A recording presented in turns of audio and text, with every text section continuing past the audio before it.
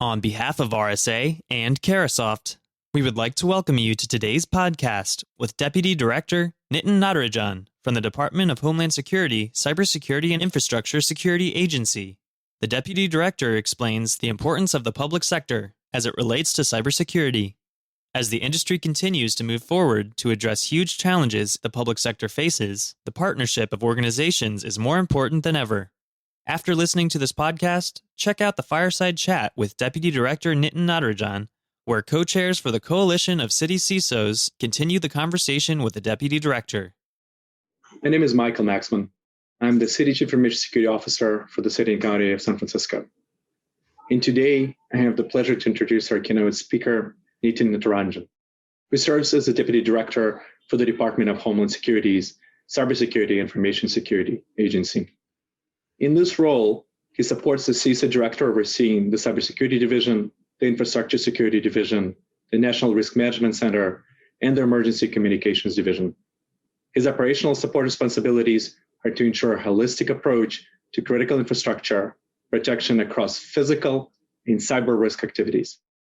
Prior to joining CISA in February of 2021, Natarajan served as an executive at a consulting firm providing subject matter expertise on a variety of topics, including IT, cybersecurity, homeland and national security, critical infrastructure protection, environmental emergency management, continuity of operations, and health security matters.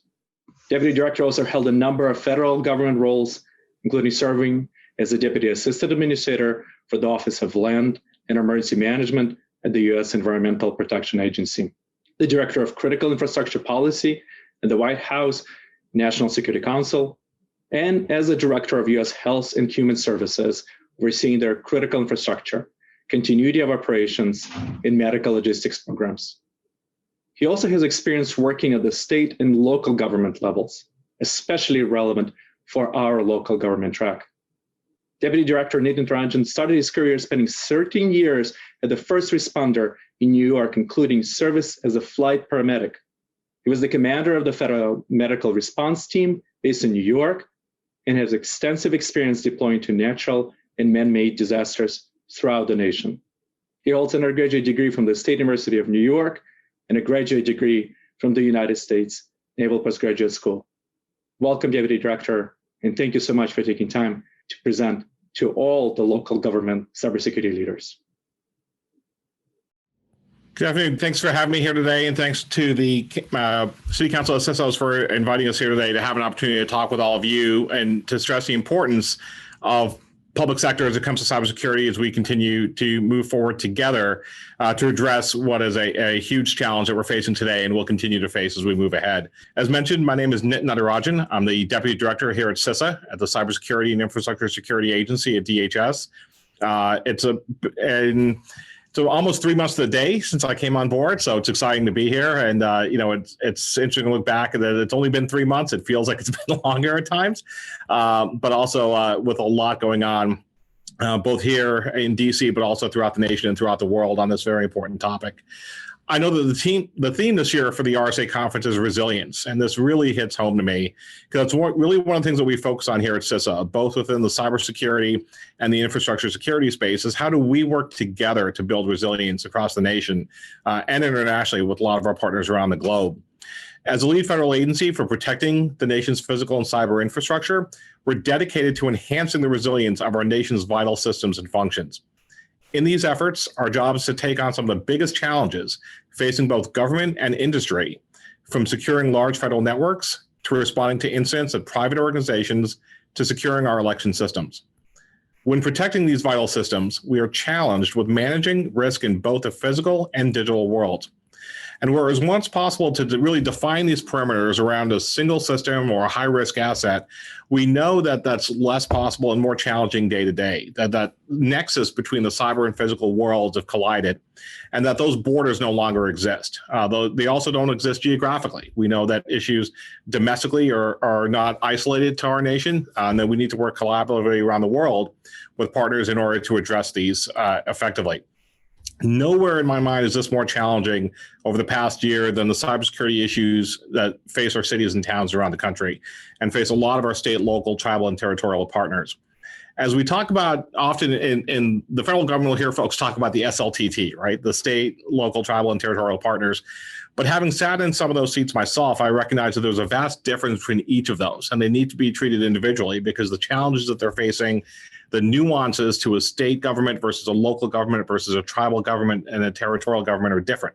And we acknowledge that here at CISA, and we want to work closely with all of our partners at all those levels to be able to meet the needs that all of you have and that we can work collaboratively to address this emerging threat landscape.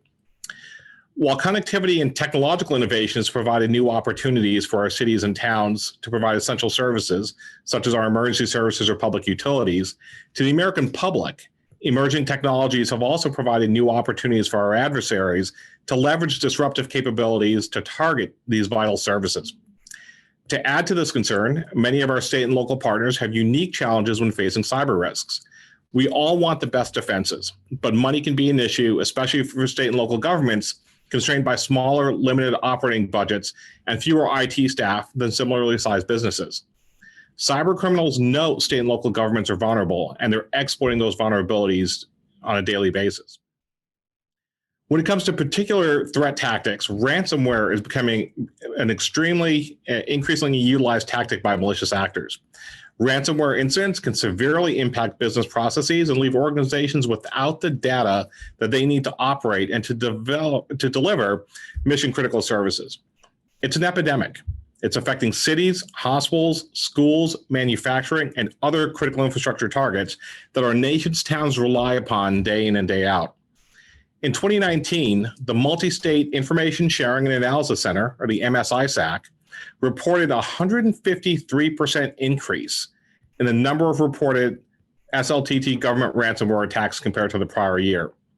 We know that malicious cyber actors are going after these victims because they have both the means and, most importantly, the incentive to pay. I like to think about countering ransomware along three primary lines of efforts. The first, disrupting ransomware operations and their payment schemes. This is led by law enforcement agencies such as the FBI and Secret Service and the Department of Treasury. Second, taking the fight to the enemy.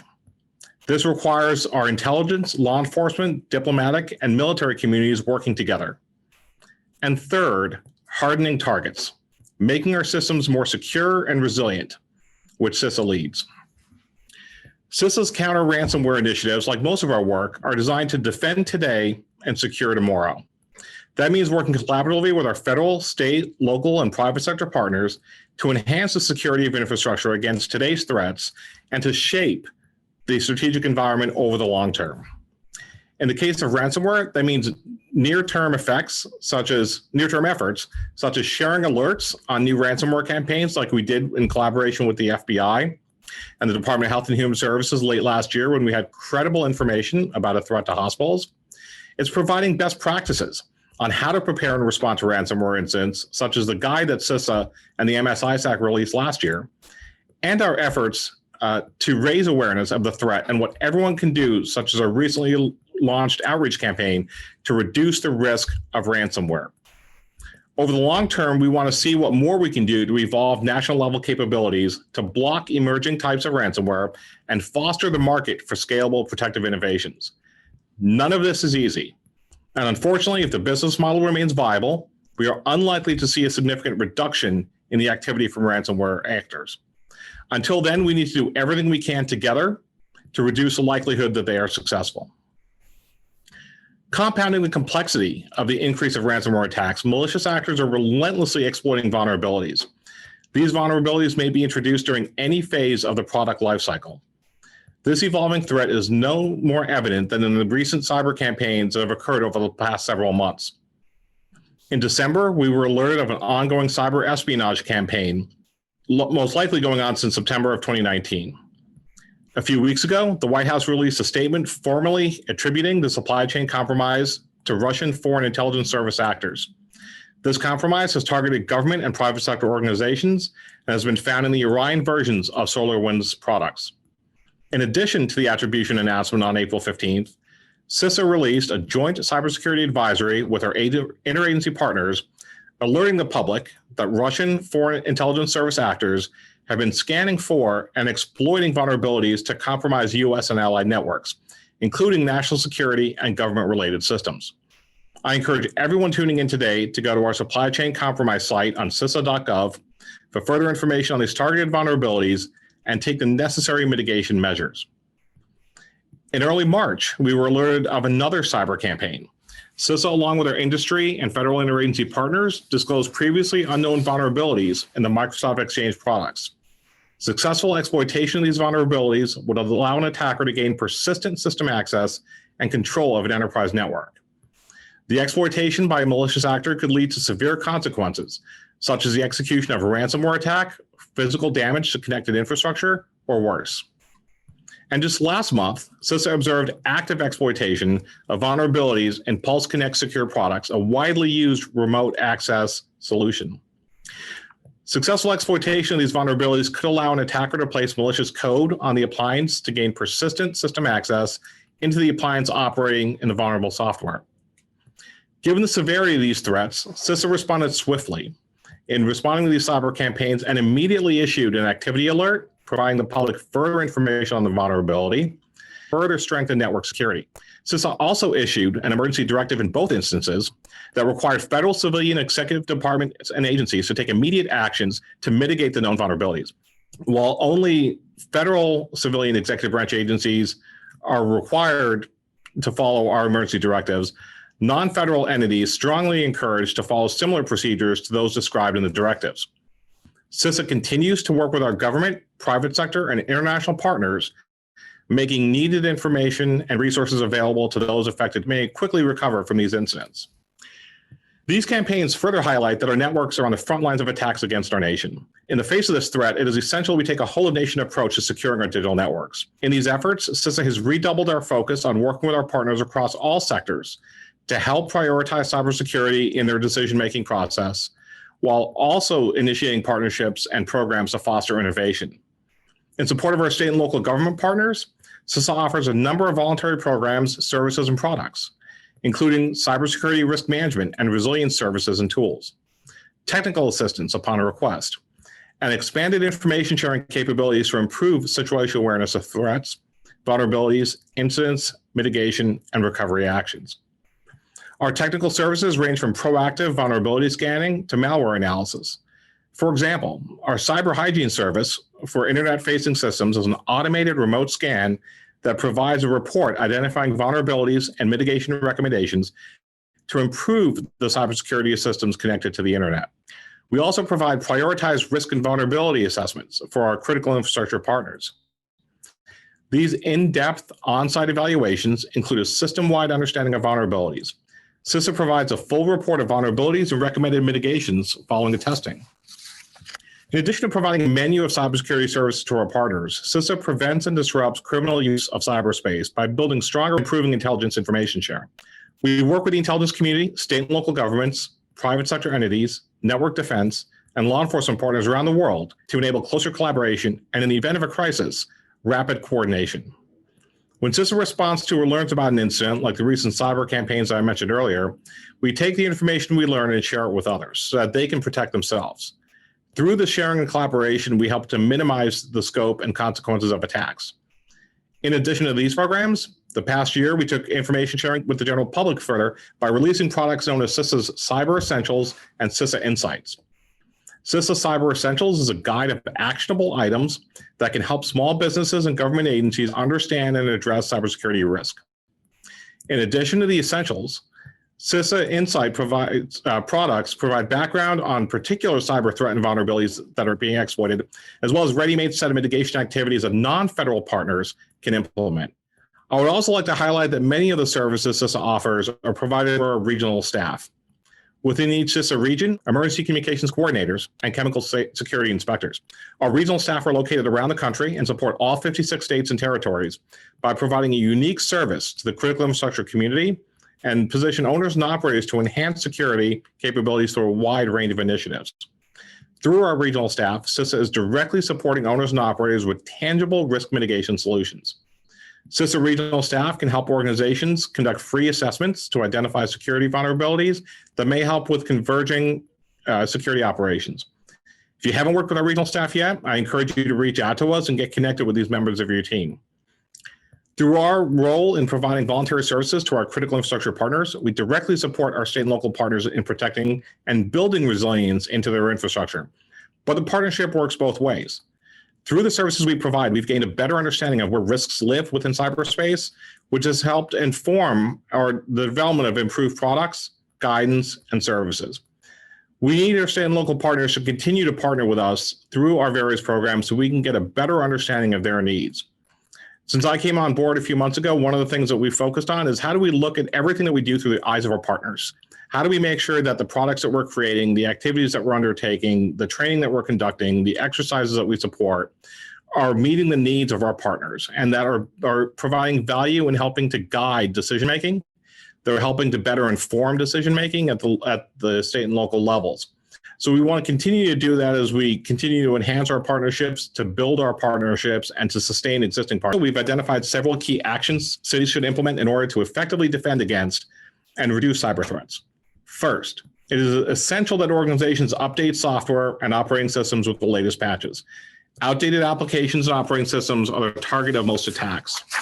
The importance of strong path management has been a major takeaway from the recent cyber campaigns. Strong patch management practices can mitigate cyber adversaries utilizing vulnerabilities to their advantage.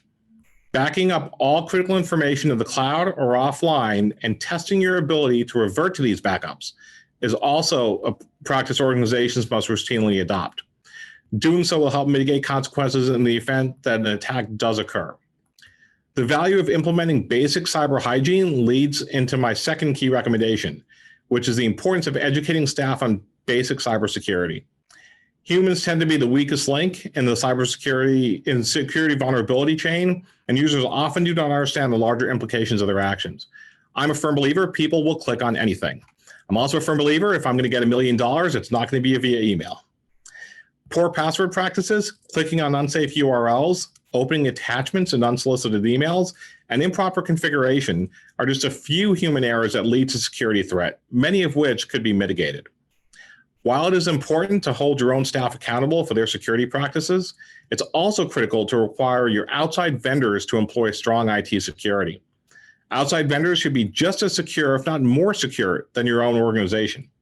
It's important for you to communicate your concerns and ensure these vendors are monitoring the security of their hardware and software. While it is vital to educate current staff to effectively defend our nation's internet infrastructure, we must also look to the future and promote the growth and sustainment of our nation's cybersecurity workforce. As cyber threats continue to evolve, the nation's protection against them relies on a steady stream of qualified cybersecurity professionals entering the workforce. At CISA, we are committed to sufficiently training and educating the nation's future cybersecurity workforce, and we ask that you help us with this mission. The last key action I would like to touch on today is leveraging the resources and collaboration opportunities available to you. This not only includes the federal resources available to our state and local partners, but I encourage cities to join together and pool resources for cybersecurity. There are a number of colleges and universities within your cities as well with existing cybersecurity programs that can be leveraged, and I urge our state and local government partners to utilize them and other resources you have available. Whether we are collectively protecting our nation's buildings, our city's emergency services, or our local electricity and water company, we need a whole-of-nation approach to raise the security baseline for these critical services. We want to make sure that by continuing to collaborate across industries and the critical infrastructure community, raising the cost, time, and complexity thresholds for successful attacks to the point that they exceed the capabilities of even the most advanced threat actors. As we work to achieve this goal, we need your help. We encourage our state and local partners to tell us the problems you are facing and how CISA can assist with helping you solve those issues. Thank you for listening to our RSA Public Sector Day podcast. If you would like more information on how we can assist your organization with cybersecurity needs, please visit www.carasoft.com/cybersecurity or email us at rsa@carasoft.com. Thanks for listening and have a great day.